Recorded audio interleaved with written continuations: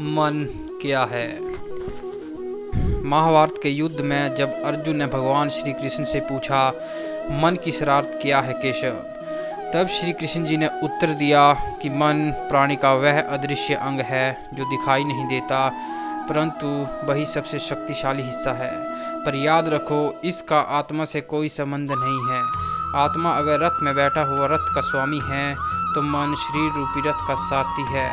यह मन ही इंद्रियों के घोड़ों को इधर उधर भटकाता है। कभी यौवन के आवेश में यही मन मनुष्य को इस भ्रम में डाल देता है कि वही सर्वशक्तिमान है, वो ही यहाँ का राजा है, इसके आगे सब झुक जाते हैं। जिस तरह दीपक की बाती को दीपक तले अंधेरा दिखाई नहीं देता, वैसे ही जवानी को उसके पीछे छुपा हुआ बुढ़ापा वो कमजोरी दिखाई नहीं देती।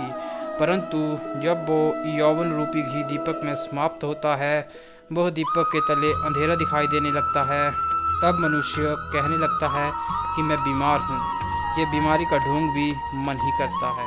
हे अर्जुन, मनुष्य को मैं रूपी घमंड की मदिरा पिलाकर मदहोश करने वाला पखंडी भी मन ही है। मन के हाथों में मोह माया का जाल है, जिसे वे मनुष्य की कामनाओं पर डालता रहता है और इसे अपने वश में करता रहता है। ये मन ही है जो दुख से भी मोह करता है और खुशी से भी मोह करता है। किसी भी प्राणी को उसका मन जीवन के अंत तक अपने जाल से निकलने नहीं देता।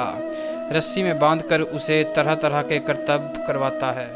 वो प्राणी को इतनी सी भी फुर्सत नहीं देता कि वह अपने अंदर झांक कर अपनी आत्मा को पहचान सके।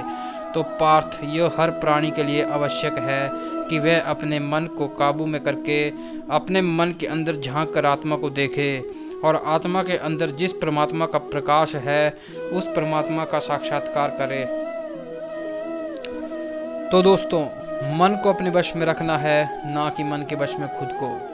हम घुड़सवार हैं और मन एक घोड़े की भांति, और उसकी लगाम सदैव हमारे हाथ में होनी चाहिए। हम जहाँ चाहे वहाँ उसको ले जा सकें। इसके लिए हमें चाहिए एकाग्रता, योगाभ्यास और ध्यान।